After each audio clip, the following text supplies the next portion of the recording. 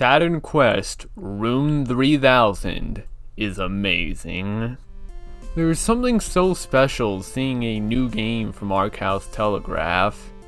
It's never something hundreds and thousands of people are talking about, like, oh, are you gonna get the new Saturn Quest game?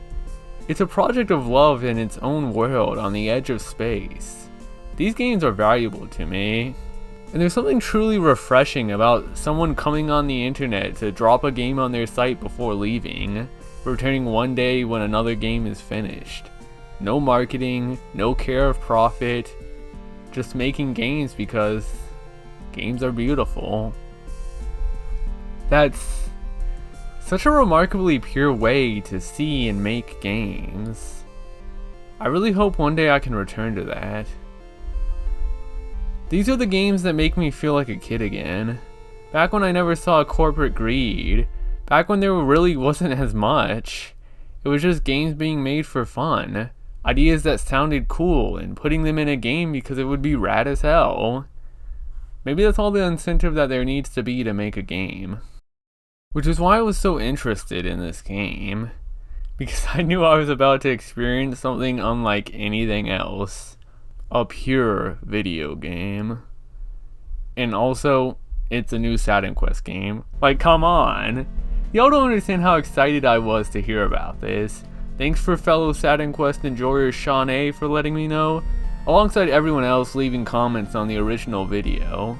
Yeah, Arkhouse Telegraph really just went on his site one day, last post being Blast Effect from like a year ago, dropped the game, said, I'll be back in a couple years for the next one. Legend. I was checking periodically for it on his site, so I'm really glad to see it's out. So to catch up on others not in the know, back in October of, I believe, last year, I discovered an indie developer by the name of Arkhouse Telegraph, who is such a creative and incredible person, and from his list of games, I looked at the first two games of his Saturn Quest series. They were pretty frustrating, especially the first one, but also just a super rewarding experience. It was an experience like no other, so I recommend y'all check out the previous video I made. They were games that I still think about to this day, very well worth playing. But moving on to the present, I kinda came off Saturn Quest 2 with the idea that Arkhouse was improving in terms of making his games more friendly. So now with his latest release, the third chapter of the Saturn Quest series, I was really curious to see what Arkhouse would come up with next. There's never an expectation when going into an Arkhouse game, I find, other than to be expected to be blown away. Because wow, this game. As always, this game comes with a downloadable art book and soundtrack, and even a manual this time around. This stuff is a treasure.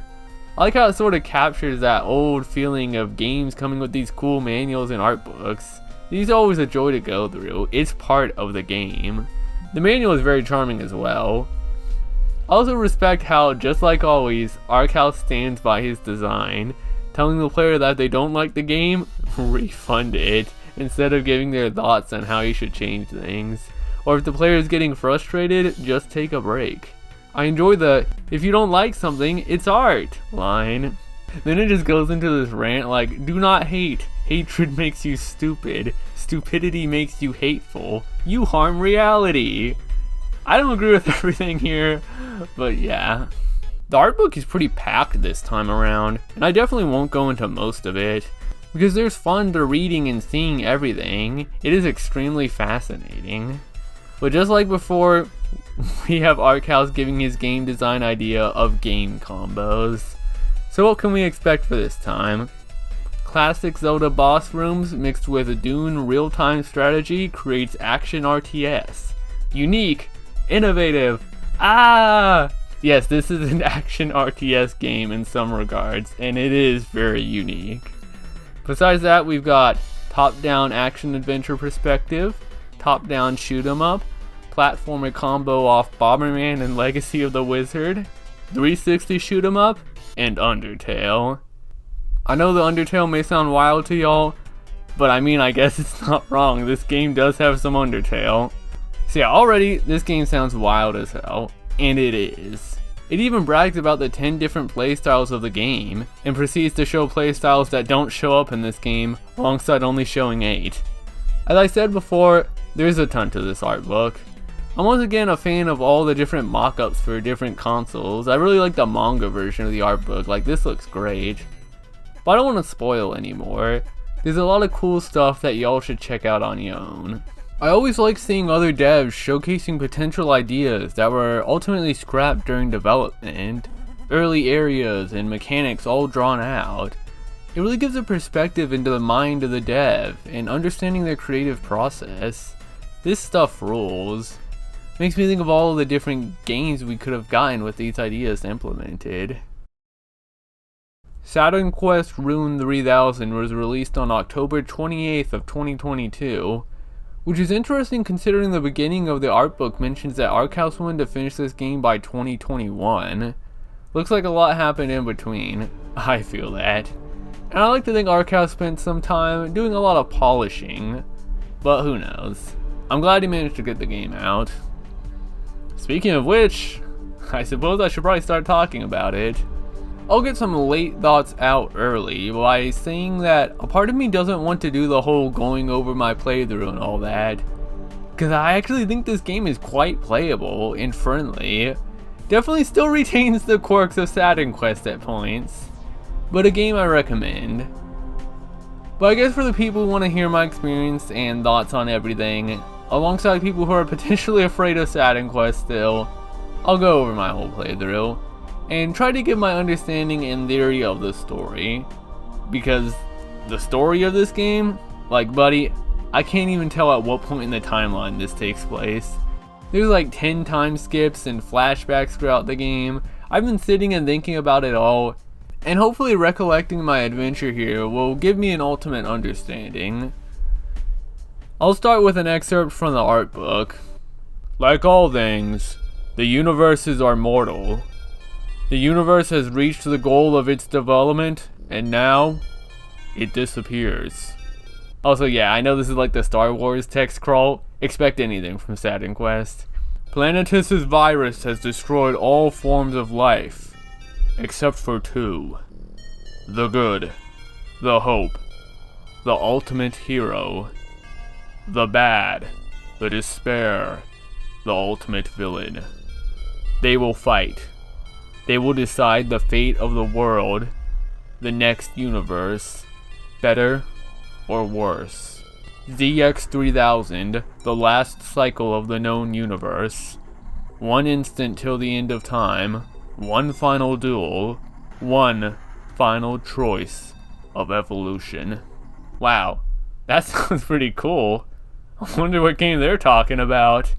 Listen, Arkhouse says this game is a prequel, but I'll be honest, I can't tell what parts of this game are a prequel and what parts are a sequel. I don't think I would understand anything that's going on if I played this game first. If you walked up to me and paid me $1 million to explain the plot of Saturn Quest R.U.N.E 3000, I would just give the money back because I have no clue. But we'll make it work. Let's launch the game. The opening shows planets and entire galaxies being destroyed, leaving nothing. The galaxy that gets destroyed leaves behind 3 eyes, which I'm not sure if that's supposed to hint at Terra or what. But here we are at the title screen. There's always something special about hearing Roro's theme as the title appears. It kind of makes me nostalgic. By now, y'all have probably noticed me dimming the screen from white flashes, which if you haven't, yes, that's what I've been doing. I think my biggest problem with this game are the white flashes. They are everywhere every second. So I'm not going to bring them up, just get used to seeing the screen dim. R.U.N.E 3000 has the most gameplay focused title screen yet. Yeah, there was kind of an evolution, and we can move around the main character, Captain Navigator, in order to start, load, or exit the game. I like how it has the player do a little platforming challenge before starting or loading a game. It's like a little bit of a warm-up, and that's fun. But speaking of which, the game begins with our hero, Captain Navigator, materializing into existence, traveling around the edge of space. I like the spacey backgrounds, yeah I know. They're very colorful and pretty, with all the little stars and particles. The main controls of this game are the arrow keys and the Z key, or the WASD keys and K. No rebinding because that is definitely evil. Supposedly this game might work with a controller, but according to Arkhouse Telegraph, he's too poor to own a gamepad, so that's not tested. Not too long on his travels, we run into R.U.N.E, a returning villain from the second game. The two talk for a bit and, I know what y'all are thinking. Spacey, did you forget to download an English patch or something? And, no. This is just how the characters are going to speak this time around. Which, yes, the player will have to sit through entire conversations like this and try to understand what the characters are saying. But somehow, even despite the language barrier, Captain Navigator's personality still shines through. I get the general vibe of what he'd be saying anyways. Really interesting idea though. These games will never cease to surprise. Regardless, it's Fido Mom Mom time. I kinda like how the boss theme here is the later boss theme of Saturn Quest 2. It gives a unique way of conveying to the player that we're still kinda in the present after Blast Effect. So to the newcomers, here's how this gameplay mode works. It's old school Ys. The only way I can damage the boss here is by bumping into him. I'm not sure if I'll ever get used to this bumping system, but I guess it works. We still have 3 hit points, so we can afford mistakes. This fight isn't too hard. I mean, it's the first fight, so I wouldn't imagine it to be, but it's a Saturn Quest game, come on. Bio-Nom-Nom moves around while shooting 2 purple stars periodically, alongside rising red stars and materializing these huge planets.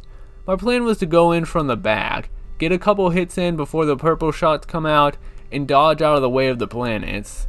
The planets are surprisingly reactable, which for a Saturn Quest game, that's a good sign of things to come. Like, golly gee, it's a miracle.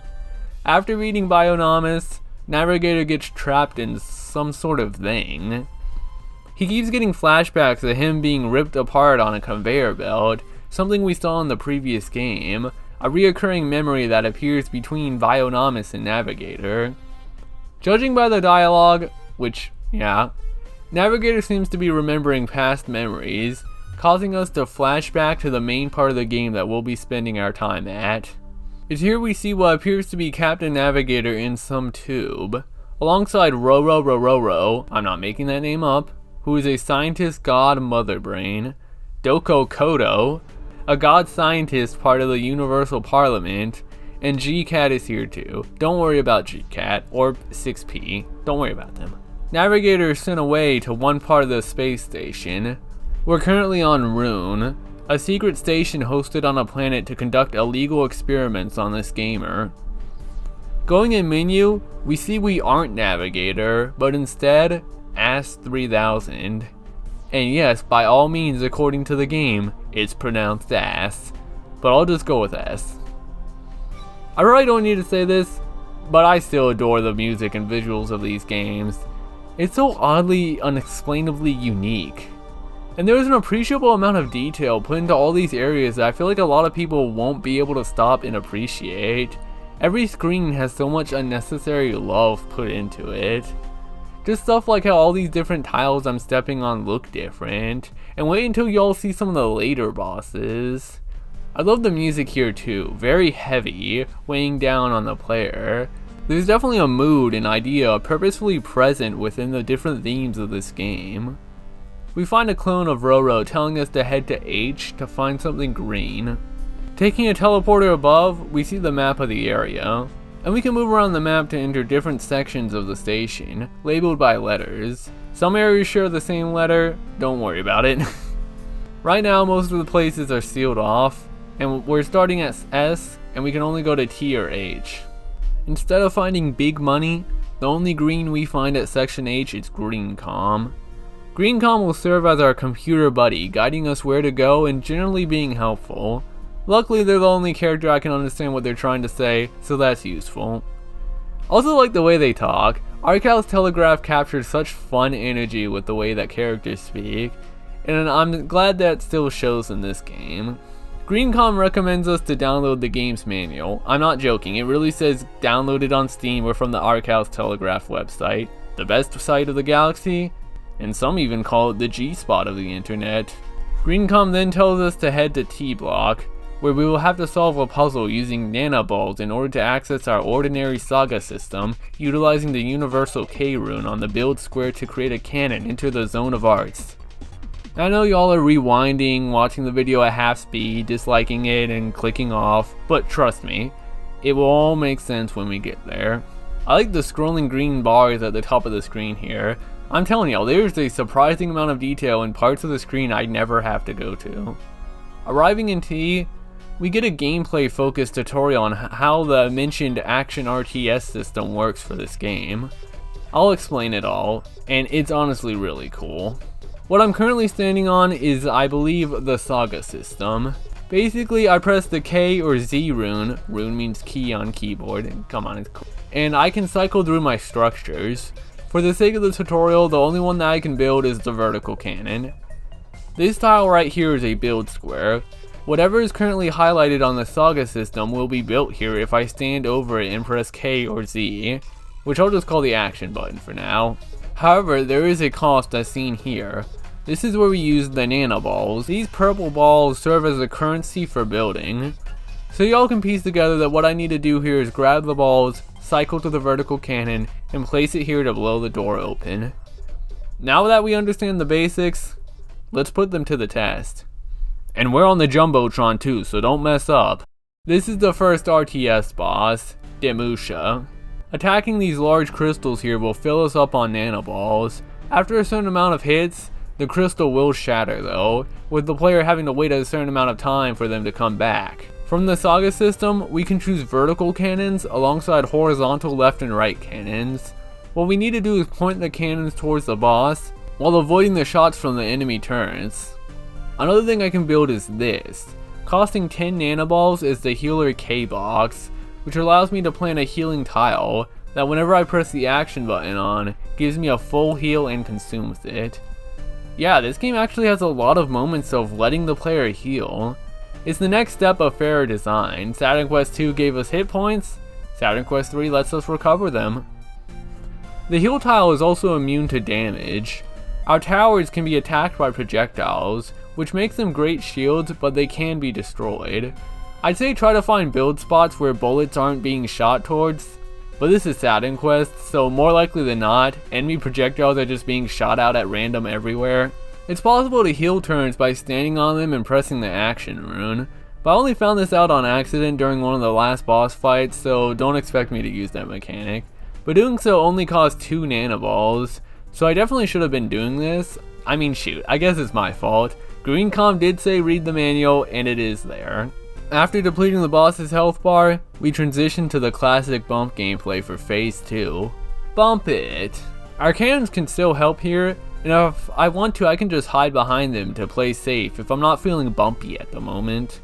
The boss is very predictable, moving up, down, and exploding into a barrage of projectiles, while projectiles also rain from above. In these clips, y'all can see my current hit points up here. I'm at 1 right now, and I should have used my heal tile, but honestly at this point of the game I probably didn't even know what it did. But yeah, I defeat the boss. I did it! Woo!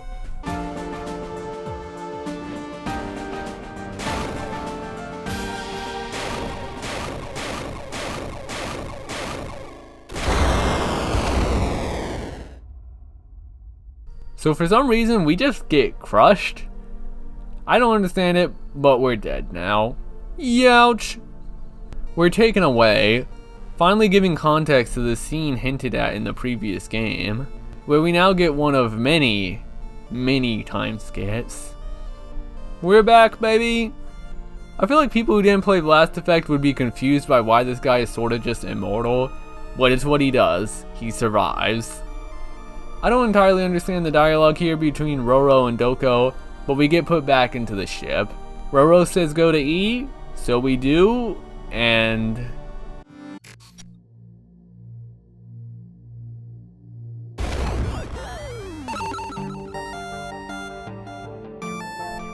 Whoa. I love the instruments Arkhouse uses specifically for locations referencing Saturn. This actually makes me kinda nostalgic for the music in Saturn Quest 1. I still miss the colorful world of Saturn Quest 1 too, when compared to 2 and even this game. I think Arkhouse can do some great visuals with these areas. I walk around for a while and I can't find much to do. Like, I found this monitor thing here, but it doesn't seem to do anything. Heading around, I managed to find an artifact. That's neat, but what do I do now? So, this is definitely one of the more embarrassing moments of this playthrough for me. I legit spent like 40 minutes hugging the walls trying to figure out what to do, thinking there's some sort of invisible platform or something, like, oh yeah, it's a Saturn Quest game, of course. But my major flaw, which I learned from, is to never listen to what the R.U.N.E clone says. Your real instructor is GreenCom. Always talk to GreenCom. Always. R.U.N.E? No. I like how GreenCom is even like, please visit me once in a while. Like, yeah, I've learned. I'm sorry, buddy. You're my friend forever. GreenCom informs us that we can destroy an enemy's terraformer to create new build tiles, which will be relevant in the next fight. We're told we need to find an artifact key and take it to T block. See, I also made the mistake of assuming that areas would be the same upon revisiting them, which is true, for everywhere but T. But hey, I know where to go now, I got the key, so thanks Greenie.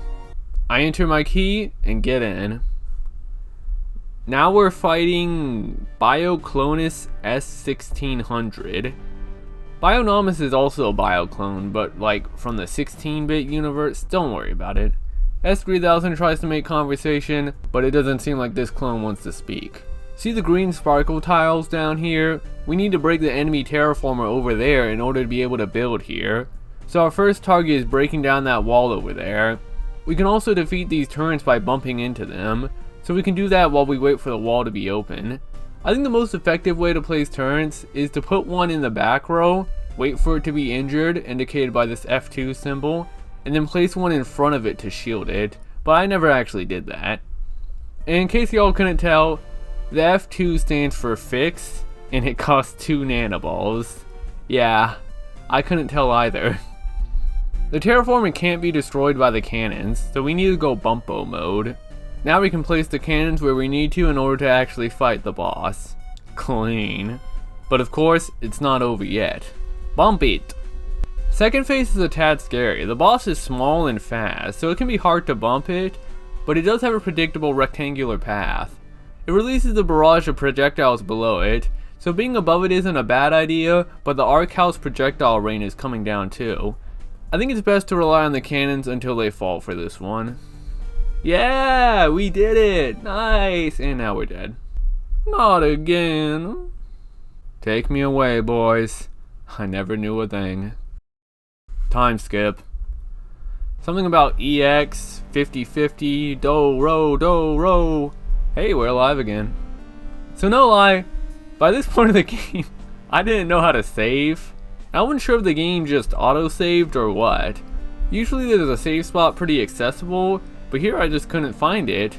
I mean, I wonder where it could be, Spacey. I really do. That's an arrow pointing to the left.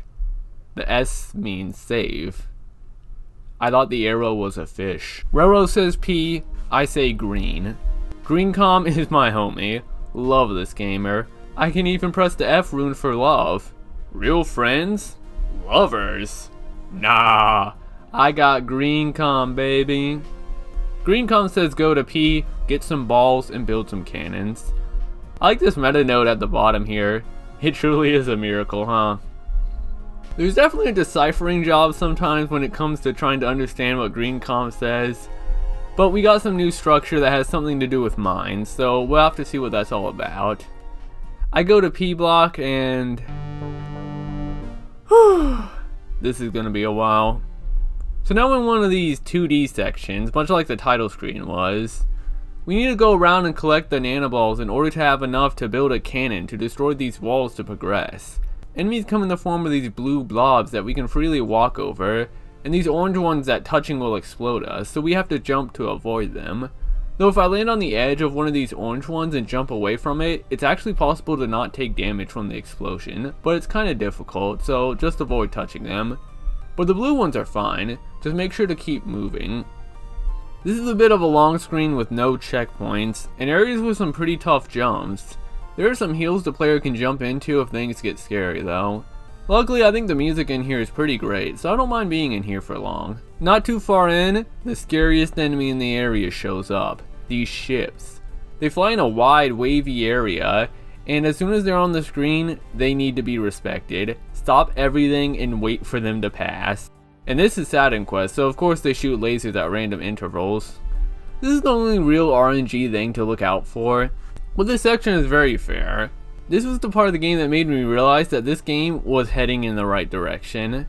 Yeah, I died and went back a few times, but once I learned what I needed to do, it wasn't too bad. I'll be talking about this area a bit later to prove my point. It took about 30 minutes, but I cleared the screen and left. Let's head back to T Block. Insert the key, and let's see what we're dealing with this time. Even S3000 is surprised at the sight of a giant mushroom. Seriously, just look at the design of this thing. The art in all these games is just so distinct and cool. It's beautiful. Biomushus EX. This fight took me a while to understand. These small dots are super hard to dodge from the top eye, and the boss shoots them in these swinging motions. I think it's best to put side cannons on the top corners, they tend to be safest there. Besides that are the random triple shots from the bottom eye. I really appreciate the arena design for this fight, it's very cool, separating the crystal and the saga system, forcing the player to make a dangerous track between the two areas where the mini shots are at their worst. It forces the player into the bullet hell, and it's always tense walking from point A to point B, it's always a moment. After taking enough damage, the boss heals itself, which confused me. It took a while, but I decided to try one of the mines that GreenCom was telling me about. So how this works is that when I activate the mine, I have to control it and S3000 to displace an explosion. I need to use these on the eyes in order to stop the mushroom from healing. When I found that out, the fight became a lot easier. No second phase either. Once we defeat it, it's over. Woo! Nice job all around, everybody. That was a bit of a toughie, and we're dead again. Place me upon the gurney. Wheel me away. Time skip. This time, EX2, 6040, Doro Doro, and we get put back here. So here comes another silly spacey soundy moment. You know, it was getting late, and I was about ready to wrap up for this session, but I still didn't know how to save. I just ended up assuming the game had an autosave or something, and closed the game. The game did not autosave. I ended up losing all my progress and had to start over from the beginning. I know, laugh it up at little old me. I can't always be gamer epic. But making it back wasn't too much of a problem. Like, remember that 2D section? I beat that on my first try. I knew what to do and executed it. If anything, this reaffirmed my idea that this game is substantially more fair than the other games. Back to where we were, Roro says go to R, and GreenCom might be getting a little bit too attached. They tell us to go to the ass zone. Sounds good to me, baby! Before correcting themselves to the R block. I told y'all it was ass 3000. Our new structure this time is the auto mode 360 cannon. Automatical death to all mushrooms is guaranteed. But anyways, let's head to the R block. I wonder what could, oh god, here we go. It's time to ship and dip. Now we're in these ship shooting sections. I like the glow of the green lasers from the enemy ships. We got these triple shot laser ships and these hard to react rush ships. There's these wheel enemies, and while they don't seem to do anything at first, this mini boss version spawns and it needs to be dealt with quick before its shots become impossible to dodge. I think this wheeler needs to be destroyed in order to move on to the next screen anyways. Now we got these spread blue shot ships alongside these Longo triple shot rando ships. At one point, a mini gamer appears in the center to give the player a heal, but they also appear in non-heal form later. It feels like the enemies that heal the player after defeating them is kinda chosen at random. I wish there was some indication of this, but it's cool, I mean I should just be thankful. This part is a barrage of everything as we try to bust our way through to grab the artifact. There's less mini gamers to blast through on the side, so I recommend digging through that way. But be aware of these laser enemies on the sidelines, even I barely noticed them. Pretty odd section, but it's not the most pain I've had in a ship in one of these games. Not even close.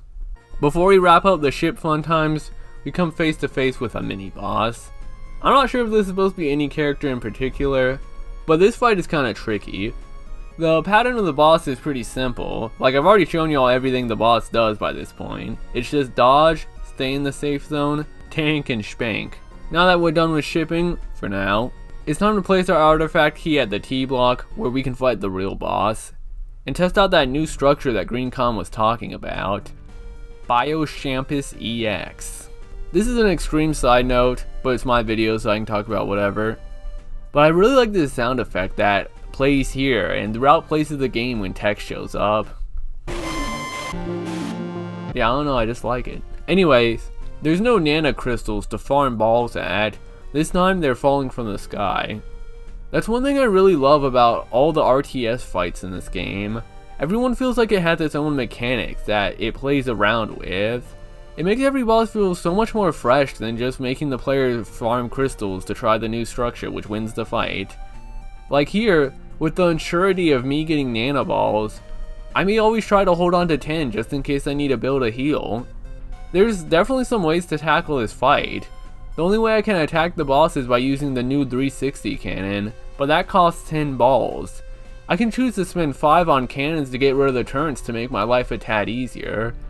I suppose it's a choice between a fast fight and a safe fight. When it comes to the placement of the 360 cannons, I found this one down here to be pretty good in terms of not getting hit. I guess this makes it a safe spot to stand too, but the idea behind these randomly falling balls is that I always need to be moving around to get them, because just sitting on one cannon is going to take forever. After dealing enough damage, we take a ship down to the middle for phase 2. This phase is super easy. I like the rhythmic circles I have to do to weave in through all these shots, with the small shots showing up periodically to throw me for a loop. And with that, we defeat the Mushy. Woo! Yeah, nice job, great. Wow, we didn't die that time. Time skip. We got Roro and Doko talking about sending S3000 against EX Max, with a supposedly 70-30 chance of success. Meanwhile, GCAT is sorta just looming in the foreground. I like how even saving is such a process in this game. Clone Roro says to go to P2. Green.com comes through with some words of wisdom that I'm not sure if I should vibe with, but I kinda do. This time, there isn't an artifact key we have to find, but rather a password we need to enter, consisting of many symbols. Alright, so this is a bit of a toughie puzzle. Luckily I had a leftover business card from some religious people that were knocking on my door. Yeah, I know, they got my ass, never saw them coming. But basically, at the P zone, there will be 4 quadrants, and I need to find the symbol in each quadrant that corresponds with each number, and then enter them in the order of up left, up right, down left, down right. It may sound confusing, but that may be my fault. It's not too difficult. If anything, I hope thus far, if y'all haven't seen the first Saturn Quest video, this just goes to show how much variety of gameplay there's been. We've gone from action RTS, top-down bumpo, 2D platforming, vertical shoot 'em up, now we're solving puzzles. Even though the story so far has been kinda repetitive, the gameplay has been very fresh, still giving that Saturn Quest vibe of never quite being sure what I'll be doing next. After entering the code at T block, it's time to face off against the Biotower EX Max. This fight is a turret v turret warfare, as over time, the boss will plant cannons of their own, meaning the player needs to manage bashing the crystal for nanoballs, building turrets, and destroying the enemy turrets, all while dodging spray shots and raining projectiles. Every fight is a different scenario like this. It's like looking at a single idea in so many different lights and angles. It's not just changing one thing, it's changing multiple. There's game design of taking an idea and adding more layers on it with every encounter, but Saturn Quest R.U.N.E has the game design of refreshing after every fight, drawing the same picture again but with a different brush. It creates something new that I think about differently. I already think the RTS gameplay is cool, but it can never even threaten to be repetitive, with every fight having its own mechanics in terms of projectiles to dodge, how to earn nanocrystals, what structures that need to be used. It's also well done. It's like I'm playing a different version of the game every single time I enter a boss fight. The rules have been completely rewritten. And maybe in some ways, there was never any rules at all. There's a number of ways to tackle this fight, but I like putting the horizontal cannons in the upper corners, so they don't have to worry about being shot at by the enemy cannons. After dealing enough damage, it's time for the next phase, and a new gameplay style, at least for R.U.N.E 3000. Yes, it's the climbing gameplay. I guess as an intro to this game type, this part isn't too difficult. Just take out the eyes and avoid the one entity screen wrapping and shooting spread shots. With that, we win. And I know this looks suggestive, but I truly believe we are all adults here. S3000 falls off the boss and to his death again. Darn. Suck him up with the vacuum and wheel him away. I don't know why I have to watch this every time. Time skip. But not what y'all would think this time around. We're back at the beginning of the game, with Navigator trapped with Bionomus. Navigator is struggling, saying something about Meganet? But manages to create a controllable entity out of one of the bubbles on this ship thing. Now this is a very interesting fight. We control this bubble and we need to ram it into Bionomus, while at the same time shielding Captain Navigator from Bionomus' attacks. As the fight goes on, more attack bubbles appear, but we only need to block the ones aiming towards Navigator, so don't get distracted by anything else. After the fight, Navigator sorta just disappears, with I guess Bionomus thinking that he went to Meganet. And for those who didn't watch the previous video, don't ask me what Meganet is. Flashback. Back at R.U.N.E, something about WASD, 8020, 6, Doro. Clone Roro says to head to Zone B, so I guess I'll be on my way to Zone H. What's up, Greencom? Greencom says that we're going to space, which we're already in space, but even deeper. Apparently, we can go anywhere we want, we just need the coordinates. This is thanks to the new Hanging Garden system. So in B Zone, there's 8 map blocks, each having a coordinate grid, and the coordinates listed here are ones that we need to head to. Don't mind me just writing this all down on the crappy business card once more. Greencom also tells us about our new structure. And while this paragraph of text melted my brain, all we need to know is that the Mind Dim Warper can take our free-moving WASD mines that we used in that one fight and send it to another dimension. So let's head to B block. It's here we can find the 8 map blocks, and within each one is a coordinate set of letters. What we need to do here is cross-check with our notes to find the right teleporter to the artifact key.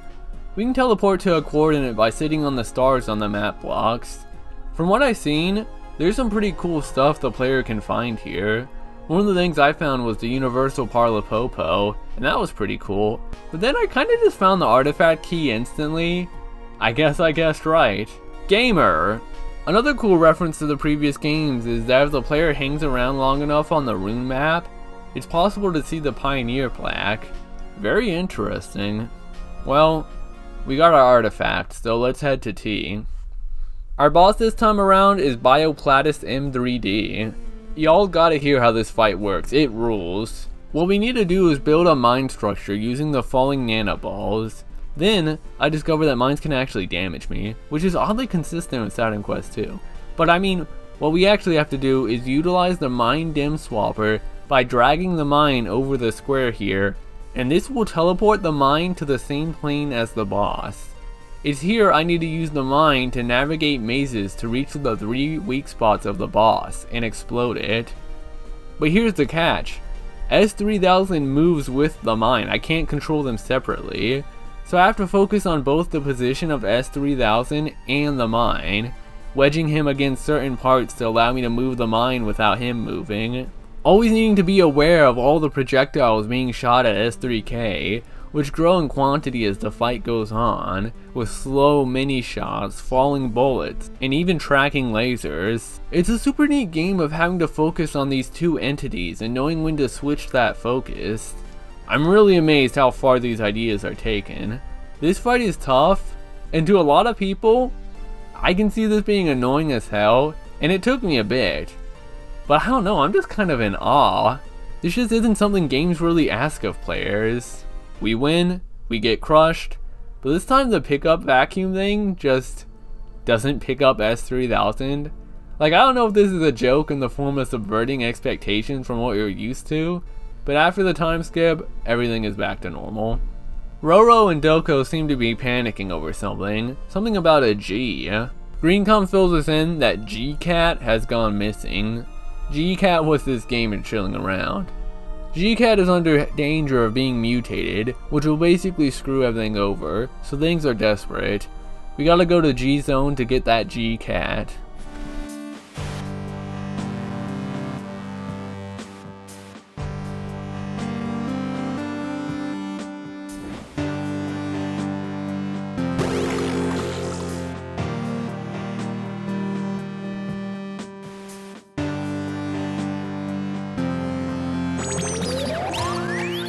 I don't know why I showed all that footage.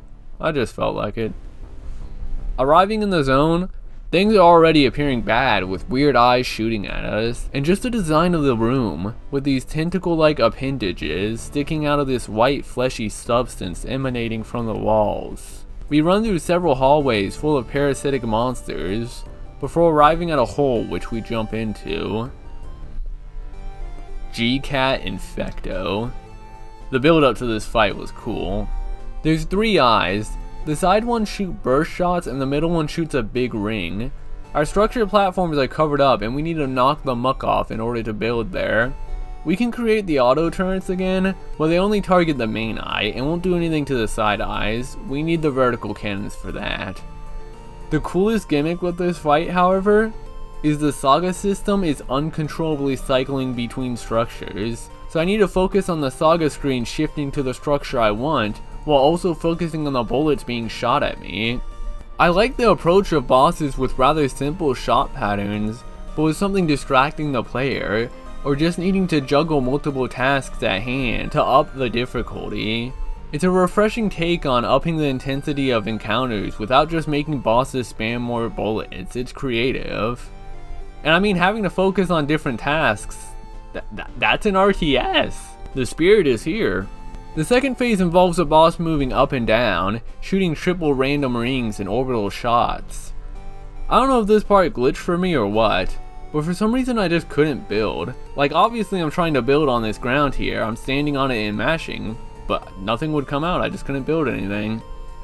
The arena was small and hard to dodge, and ramming the boss head on seemed tough without taking damage, so I ended up dying here.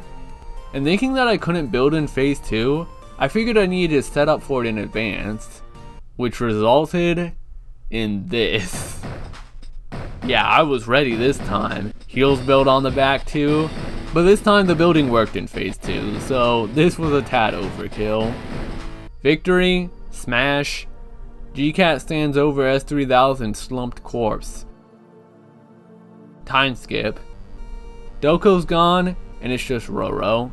S3000 finally started speaking to her, but it doesn't seem to be the most interesting conversation, but I guess I wouldn't know.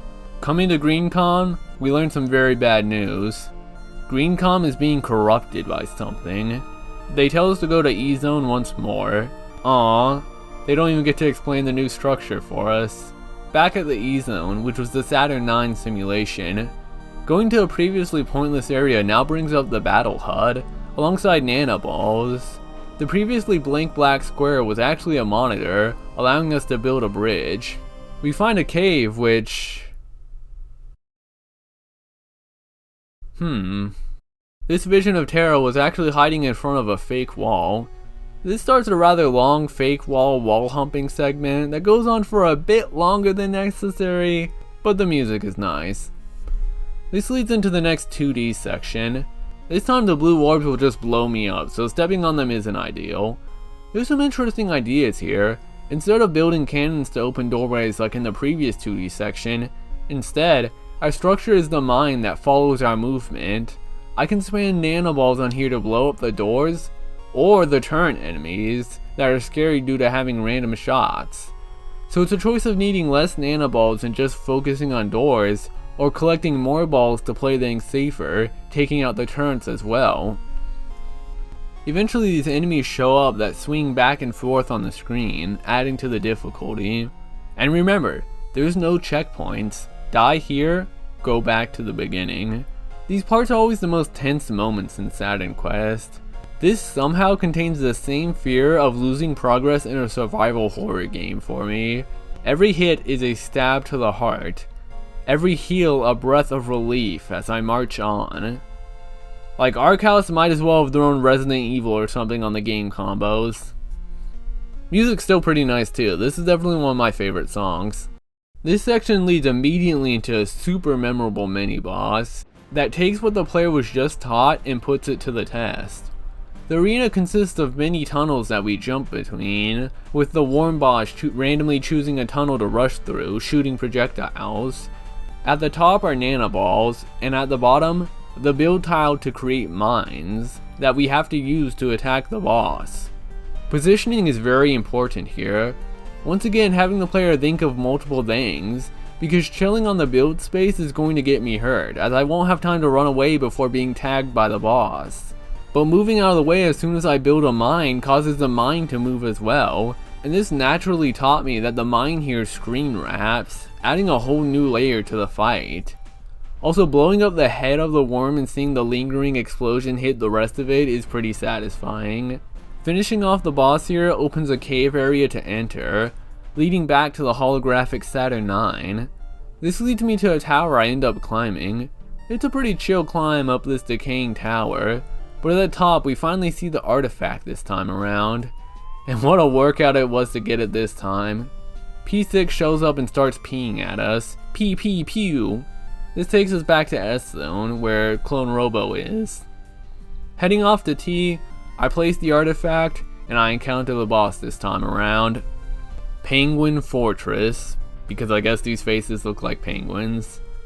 I feel like out of all the bosses, I struggled on this one the longest. This is a rare fight where I actually ran out of nanoballs at one point because they're limited, only being given by attacking these turrets. So healing tiles is probably something y'all shouldn't focus on too much for this one. A little into the fight, the penguin faces begin shooting these extremely hard to dodge rings at me from all directions with turbo tracking. These kept destroying me and I didn't get what I was doing wrong. But then I remembered the new structure Greencom mentioned earlier. The new structure will attract these ring projectiles to it, but after enough rings it will be destroyed. With the limited amount of nanoballs for this fight, this creates sort of a time limit, and while I focus on attacking, I need to manage and make sure I'm ready to deploy the ring attractor. This game is called a heavily simplified RTS, but it still captures that idea of RTS games, involving focusing and managing structures and resources, always having my mind split in multiple directions, transitioning from attack to defense. I'm not sure the best way to handle this fight. It's possible to aim turrets at these walls here, but it doesn't accomplish much. The main mission is to take out this terror blocker here, so I can build turrets here to break the wall of this tower, allowing me to destroy this terror blocker, so then I can finally build some cannons in the center and attack the boss, all while watching out for the rings. It's legit tough, with the raining projectiles and bullets coming from all directions. Really fun. And if that wasn't enough, there's a phase 2, bump time, but not actually, as Greencom steps in, telling us to not attack and instead focus on surviving while they handle business. Even with the help, avoiding the boss is tough. Their erratic movement is unpredictable and they're quite fast. And funnily enough, Greencom's ring attacks can actually hurt me. It's basically another random projectile to avoid. I recommend setting up healing skills if y'all have some remaining nanoballs in advance for this phase, just to avoid perishing after making it this far, which sucks. Eventually, Greencom finishes the job. Victory. The background is rather dark this time as S3K is taken away. Even the conveyor belt this time has this ominous red glowing. Time skip. Roro and S3K talk something about Exo Roro 9, and he gets shipped off. Clone Roro says to go to the second P block. I know the last time or so I ignored talking about what the Clone Roro said and just said go to Greencom, but, well, green comm is gone. I head back to P2, only to get a message from NTDH telling me to go back. I'm not entirely sure who this is, but I took it as a sign of progress and proceeded to do this whole area again. No spacey. In reality, I was supposed to go back to the other P zone. I actually got stuck here for quite a bit.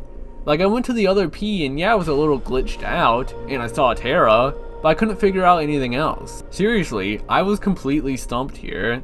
Then I realized that behind Terra was a secret wall, 30 minutes later. Alright, y'all got me. Behind here we find Doko. The talk between S3K and Doko escalates to the point where they begin talking in sound effects.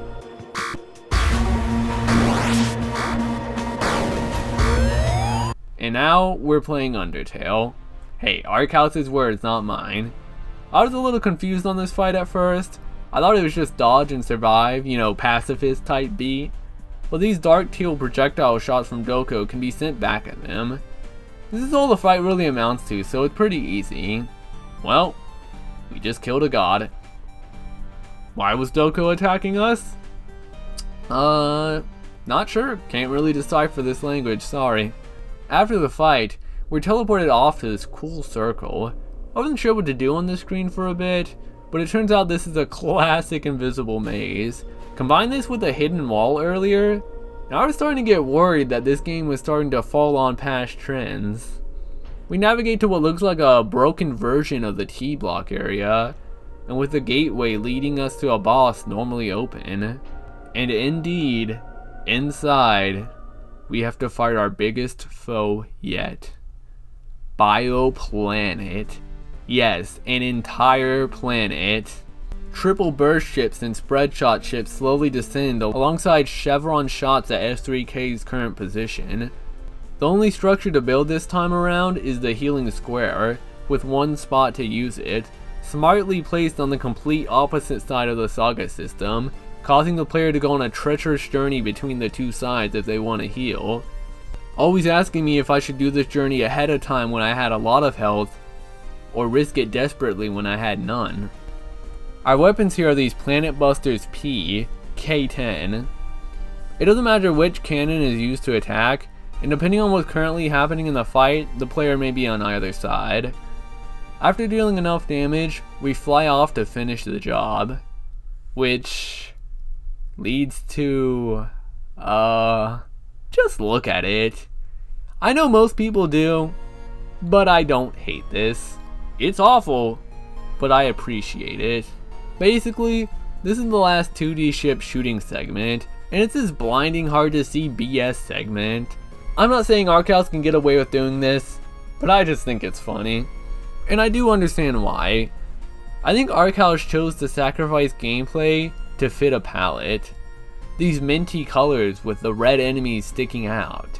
I think it's a cool aesthetic. It looks pretty. It's quite a scene to look at. Actually playing it is kinda hell. I feel like the #1 rule of a bullet hell game is to make enemy bullets as clear as possible.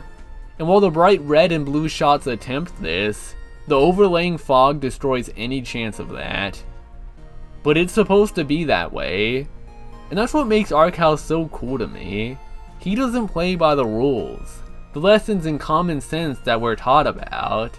This guy comes in, flips all that, and look at me, finding it interesting enough to be worth talking about for so long. Another way of telling it's supposed to be this way is that this is actually a pretty easy segment. Even the end boss is extremely simple. But the fight still isn't over. There's one last phase. This is a climbing segment, involving a random teleport maze that takes like 1 second to solve at the beginning, and then the bumping against the core of the planet, which looks sick as hell.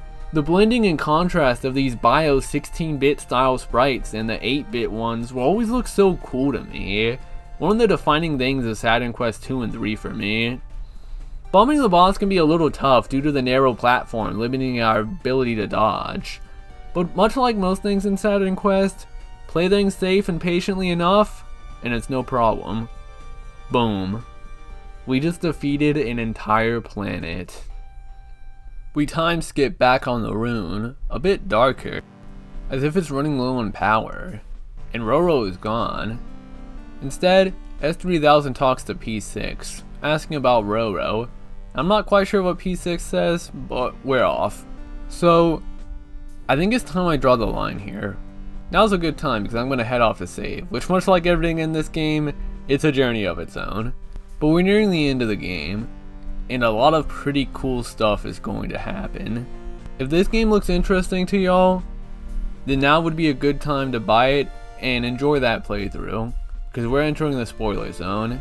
Take my word, the ending of this game blew me away. Make y'all's considerations. Chill with me or come back after playing it. Either or, try to support Arkhouse Telegraph, eh? These games are rad. Well, if y'all are ready, then let's proceed. This time around, Clone Ro-Ro doesn't seem to know where we should go, so we're going to have to find our own way. Y'all might have been noticing the past few times I was on the R.U.N.E map, there's an odd space out of bounds. Well, going to the map now? Yeah, it's now covered in these colored teleporters that send us around, traveling between them and choosing the correct one to reach our destination. It's usually just the off-colored one far away from the others. There's a purple one a little bit off the map here. And I don't know if that's like some super secret one or what, but something tells me it wasn't placed there on accident. Greencom's still disconnected, by the way. Navigating the teleporters, we arrive at the previously inaccessible zone. Things get kind of vibey. Like, we got the low tempo music with these visuals. It's like this area has been flooded. It's an interesting sight. The title of the song calls this the water remix of a different song, so maybe it is watery in some way. We navigate a screen-wrapping invisible maze and snatch the final artifact key, which have all been appearing at Zone S if y'all have been attentive. Marching our way to Zone T, one final time, we place the key in. The door opens, and we enter. G-Cat's back. The two orbs on the side give out nanoballs, but a random projectile is thrown towards it every time it takes damage. There's no saga system this time. Instead, we can just build whenever on these spots, and everything only costs one nanoball. It's mostly just vertical cannons, but some spots in the back will be set as healing tiles. There's kind of a lot going on, which can make the boss's projectiles pretty hard to see. With the boss's size and the fact that it flashes white every time it takes damage, this boss kind of becomes painful for the eyes, so I'm just gonna dim things a bit. More projectiles enter the fray as the fight goes on. It gets chaotic. And we enter inside it for phase 2, against G-Cat. This fight is similar to the Bionomus fight from earlier, where we control a projectile to defend ourselves and attack with. This one's a tad tougher, as I have to keep in mind S3K's position alongside with the mine, and just more projectiles in general. It's a game of knowing when to attack and when to defend. Pick my openings wisely. After defeating G-Cat, S3K gets enveloped in the blue trapped bubble and begins to leave R.U.N.E 3000. We cut to Ro-Ro, who takes a ship of her own to get the Soturo back. Now we're piloting the goofy ship from Saturn Quest 2 that just slides everywhere but stops instantly if I shoot, which will be valuable tech going forward. There's some damaging asteroids to avoid, but I find my way through a warp. I really do love the visuals of space when it comes to Saturn Quest. Like, this greenish screen here looks great. Maybe space is super boring in real life, our world, but I always like when media displays space as this mysterious open world of endless colors. Like we've entered some sort of green rainstorm zone here. We can see a destroyed planet in the background, alongside some sort of eye in space itself, with these eye ships shooting at Ro-Ro as we make our way to the next warp. Several more zones of warp finding leads us to S3000's bubble. We burst it, snatch him, and go to row 7 ZX8106. S3K is dying, so Ro-Ro attaches him to like a clone Ro-Ro. Now I'm playing this ultra precise game of moving this white dot through the clone Ro-Ro to reach the heart. The screen moving down makes this a little difficult, alongside Ro-Ro's big ol' head just getting in the way. Like, buddy, tilt it to the side or something, I'm trying to game here. Things get a little tight, but I make it. I do the same with S3K, and with their hearts connected, this weird ass minigame suddenly shows up. This part perplexes me. I thought I had to line up the laser thing here with these green circles. Maybe I was supposed to mash K, but I did not complete whatever the hell this was. But the heart transfer seems to work out, as we get Roro and S3K chilling while some Arkhouse radio music plays. Which is actually a thing on Arkhouse's YouTube. There's an Arkhouse radio. I don't know why this is here, but I love when game devs just do this. If I had to guess what the two were talking about, I'd assume it's Roro explaining to S3K what this was all about. And I'm glad he gets to understand what the hell is going on. We get a cut back to the ending of Saturn Quest 2, which was actually the beginning of Saturn Quest 1, with the two talking about heading to Saturn 7 alongside R.U.N.E, but this time I can't understand them as well. I like this scene here where they're both like speaking their languages. That's pretty cute. And the visuals are still incredible. I love how this game portrays space. We time skip forward back to the present at R.U.N.E.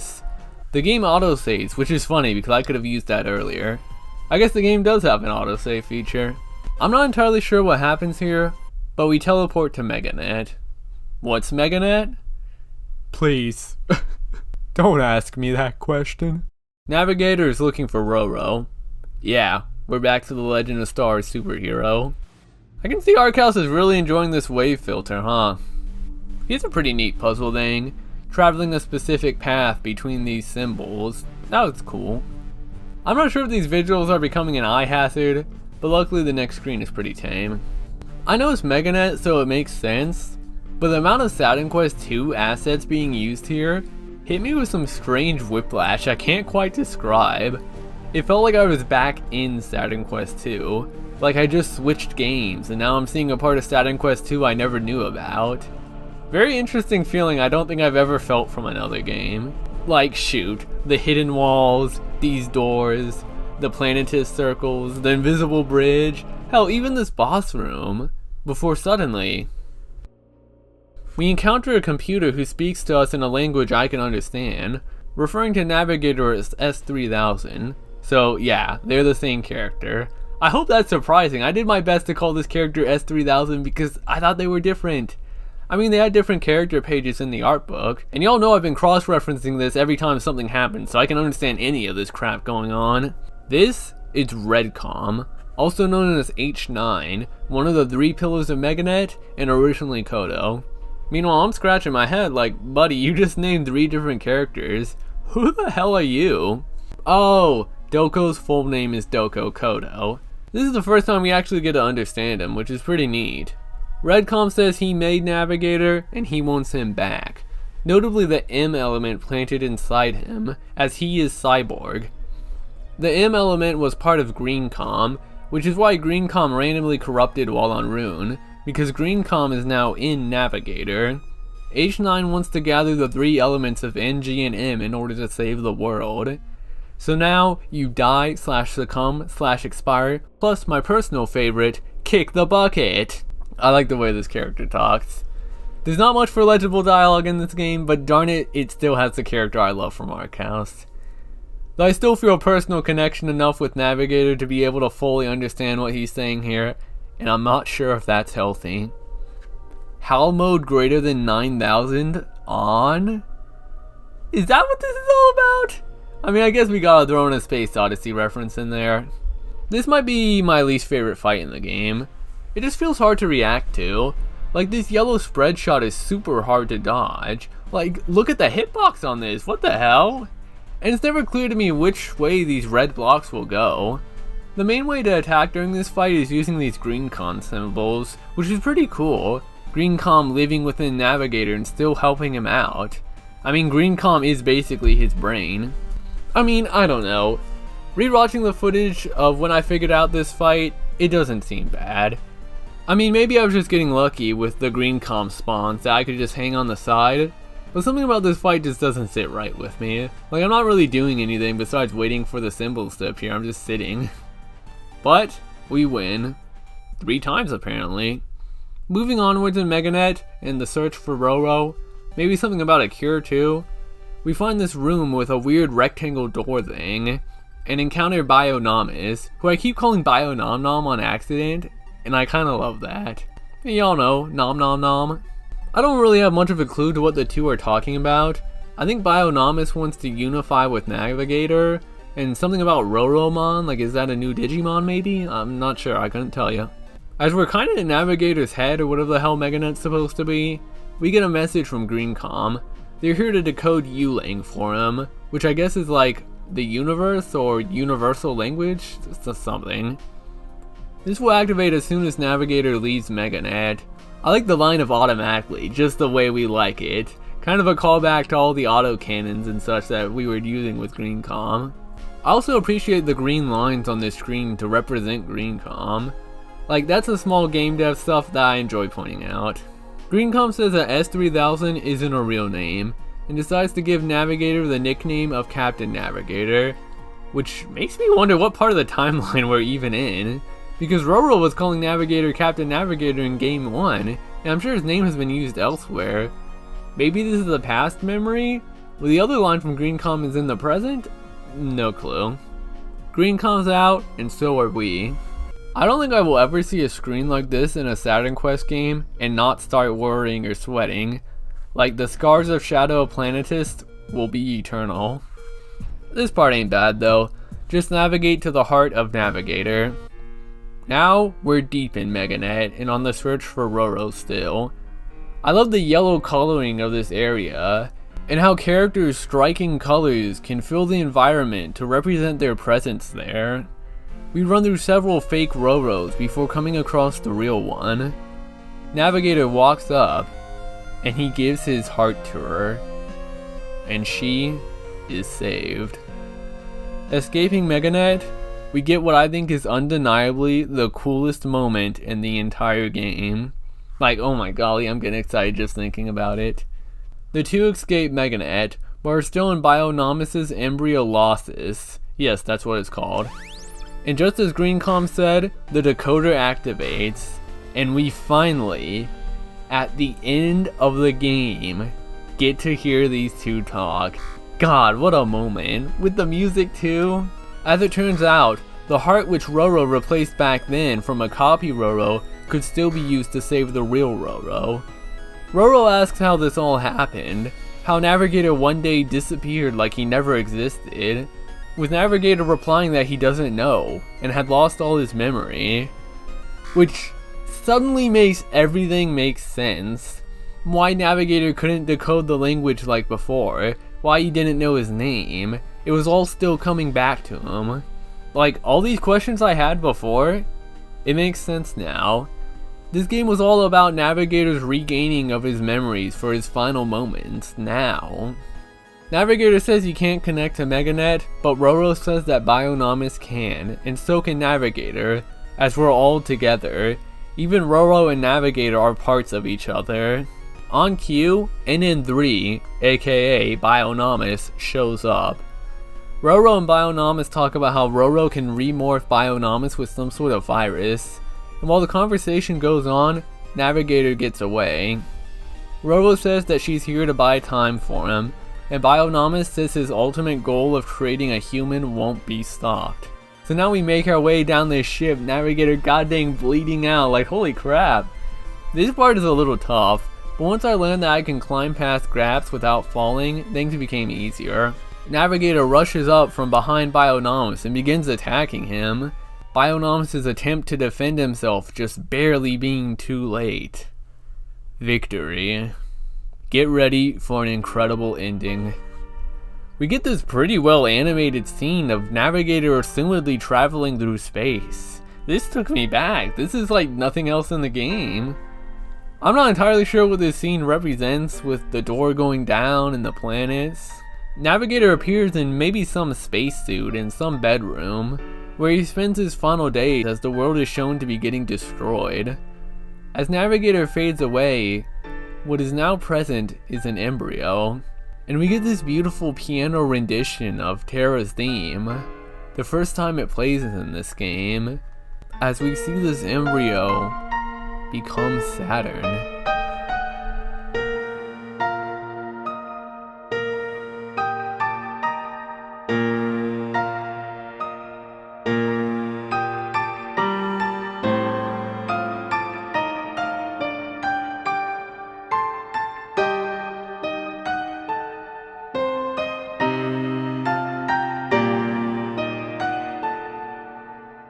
The credits explain that the universe has been reborn.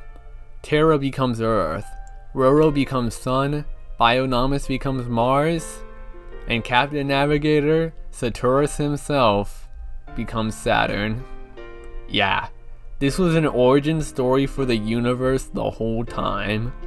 Wow. I like the sidebar showing all the memories of past games, and I like how the last one is just Navigator's zoomed in face. Love it. This game really feels like a celebration of the trilogy. It said in one of the documents with the game that it can be played before Shadow of Planetus and Blast Effect, but I honestly couldn't imagine doing that. This feels like a true, proper finale. After the credits, the game ends with an infinite looping screen of Roro and Navigator together. Golly. Before giving my final thoughts on the game, I'm sure y'all want me to do some sort of interpretation on the story, and like, buddy, did y'all just watch the playthrough I just did? You think I have any idea what's going on? I will say, going over this footage and writing my thoughts on scenes as I rewatched them has definitely given me the attempt to explain the story, which is why I'm glad I do these videos. If I just finished this game without thinking too hard about it, I don't think I'd be able to appreciate it as much at all. That's kind of what's cool about making these videos. So I'm going to try to explain some aspects of the story, but just know, much like with the first two games, this is all my perspective. I'm not sure if any of these games are super open to interpretation, or just so alien that the only one who can really understand it is Arkhouse themselves. But here we go. Let's start from the beginning. And I mean the beginning of this game. I ain't going through all 3 games, I don't got all day. Though funnily enough, the beginning of Saturn Quest 3 is the end of Saturn Quest 2. If you all remember, the end of Saturn Quest 2 involved someone named Terra waking up, and Captain Navigator, whose real name is Saturus, that's in the art book by the way, check it. Navigator was Terra's dream, so when Terra woke up to her world, Navi disappeared. Terra said the day she goes back to sleep, the day that Navi returns, it will be the last day of his universe. R.U.N.E 3000 begins immediately with Terra going back to sleep, causing Navigator to materialize into existence once more on the final day of his world. However, Navi's lost a lot of memories, so he cluelessly wanders the edge of space before being caught by Bionomus, who he seems to remember. After a fight, he's trapped inside the Embryolostis, which I guess is made to create a human maybe? And that's what Bionomus meant in Game 2 when he said that Navigator would destroy the world. Because maybe creating a human would destroy the world, and that's what Navigator is going to be used to do. Regardless, while trapped, Navi begins to remember things, which are the flashbacks we play through, which is why he's able to fight back, remembering his powers of being able to control minds and such. The actual flashback stuff at R.U.N.E though, this is probably the most confusing part of the game for me. I can only assume that they found a Saturo, which they thought were all dead, because they kinda are, as Navigator isn't real, he's just a dream. So they wanted to train him and see if he could fight against the Bio-clones, knowing that Bionomus is going to destroy the world. Why was G-Cat there? Why did Doko suddenly turn evil and fight us Undertale style? Why did Navigator keep dying at the end of the fight? I don't know. I can assume maybe that dying was to like cleanse him in case he was infected, like how G-Cat ended up getting infected. Doko is labeled as chaotic neutral, so who knows what the hell that guy's up to. But I can assume that they just want to do things their own way. This was right at the time that GreenCom was getting corrupted, which was Doko's doing to put GreenCom inside Navi. So maybe GreenCom saying go back here was trying to guide Navi to Doko in order to stop Doko from corrupting them? Regardless, Navigator keeps grinding until being killed by the infected G-Cat, in which Roro saves him by giving her the heart of one of her clones. But this revives Navigator. However, maybe after materializing, he no longer had a need for that heart.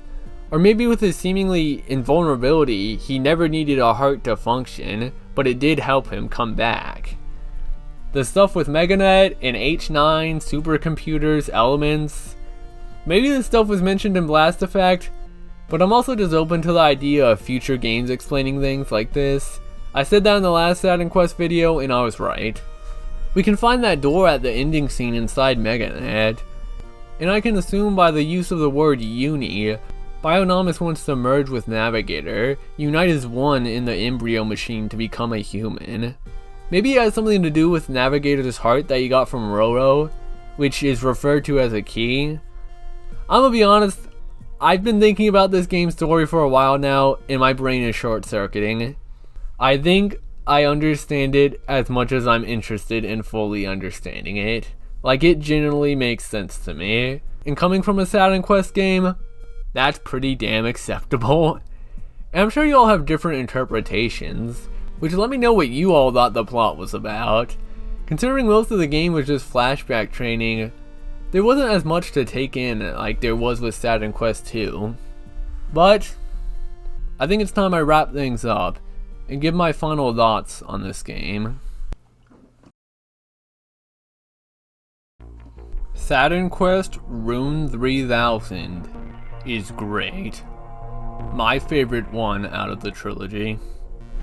While the scenario can get a tad repetitive with its design of going through tests in a lab, the gameplay is super unique and varied, but unlike other Saturn Quest games, it's actually fun most of the time. This game feels like an actualization of what Arkhouse wanted to do with the previous games. I think these ideas and gameplay modes have been realized. Everything is at its best here. And the new stuff such as the action RTS segments, which a majority of this game is some of the best parts of it. It's like each Saturn Quest had its own style. Shadow of Planetus had the climbing and the shmup. Saturn Quest 2 had the bumping. And now 3 has the RTS. But each game still carries the modes of the previous games. It's like stacking building blocks on top of each other. As always, the music and visuals of these games are in such a special league of their own. I adore this stuff. I guess my only real gripe, as I mentioned, is that the story can be a little exhausting with the repeating of certain scenes and most of the characters' dialogue being difficult to understand, which does make it lose some of the charm the original games had, but Green Com still helps, and this dialogue choice leads to a pretty killer ending. I feel like if the other Saturn Quest games have turned y'all off, I think it's worth giving this one a shot. It's definitely the most playable. It's tough at points, but it's rarely unfair. I also really dislike the amount of screen flashing in this game. It's a lot more prevalent than the other games, and its constant use kinda disorients me at points. But still, I really enjoyed playing through Saturn Quest R.U.N.E 3000. I'd say it's everything I expected, but as I said at the beginning of the video, I don't come into a Saturn Quest game expecting anything, and I mean that in the best way. Some of y'all might be kinda sad that this is the end of the trilogy, the end of Saturn Quest, right? And, gamer, I'm going to be talking about these games a decade from now. Check this. At the bottom of the art book, yeah, we're done with the trilogy, but what about the heptology? The White Meteor Saga? Project Moo? That sounds hype. Nah, shut up, Spacey. How about the decology? God damn, we're just getting started. I was mind shook reading this, and at the bottom of it all, we get a message from Arkhouse saying that coming next is White Meteor Saga, the Saturn Quest RPG. Oh my golly, my magnum opus? I can't wait. The years I spent looking at RPG games have led up to this point, surely. And I know I was joking about a Saturn Quest RPG in the previous video, but early in the art book we get this cool video game space opera of all these different video games with space in them. And hey, I see Live a Live and I see Phantasy Star 4, so I have faith in an RPG. By the way, I never finished Phantasy Star 4. Would y'all mind if I did a Phantasy Star 4 video? It will be like Phantasy Star 4 in 2022. Except it might be 2023 when I finish the video. My schedule's a little packed. But I want to beat this game. And playing a game for a video is like the only way I get to play a game. I don't know. I might end up doing it anyways. I know some of y'all are down with it. And thanks for letting me know. Regardless, I love this video game space opera section. If anything, it shows a passion and love of space. I mean, the game even had a Space Odyssey reference. With RPGs being typically games focused on world building and the like, I really want to see what Arkhouse can do with that in space. I mean, one of, if not my favorite game ever, is a space RPG. I guess what surprises me the most is Arkhouse is really doubling down on the world of Saturn Quest. Always thought these two games were just outliers compared to his other works, but now it's starting to look like these are the works that he was building towards. This massive series. I can't wait for the day to come where I say that Saturn Quest is one of my favorite video game series in the year of 2033. Wild future. It's gonna be great. I love Arkhouse and the work he does. Games like Saturn Quest are the games I never knew I always wished of making when I was younger and wanted to make games. It was never about the potential fame or fortune. It was about being able to sit down with myself and be put into my own world. Escape reality where I can produce something of grand meaning to me, shine my light towards others, and then leave as soon as I came to work on the next project. Not mulling over whatever social media of the decade is still currently existing to hopelessly bring attention to my work in desperation. In the current day of boring talks over game awards and game of the year, ratings, reviews, controversies, drama, I envy Arkhouse, which is silly because I don't know anything about him. But the idea of why and how he makes games is inspiring. His stance towards critique and responses to people commenting on his games. He never lets anything cloud his vision. I really do think that these are some of the purest games ever made. Because they're just games. No announcements, special trailers, leaks. It's just one day not there, and the next day, boom. New game. It's like going into a store and seeing games that just a second ago I never knew existed. It's exciting that I know nothing about these games going in. And I hate how absolutely, impossibly rare that is nowadays. It's eye-opening, really. But as for now, the trilogy of Saturn Quest is over. And what a ride it was through these tragic space operas. I'm so glad I found out about them. And as for next time, well, if all goes to plan, one day in the year of 2024, Arkhouse will show up once more and drop his magnum opus. When that day comes, I hope we'll all still be here, ready to relive the magic together like always. I'm stoked. And I hope y'all can give these games a try and at least appreciate them and what they do. Such a silly, simple reminder that video games are just fun. So I'll catch y'all the next time when the White Meteor Saga releases. It's gonna be a blast. I'm out of here, baby.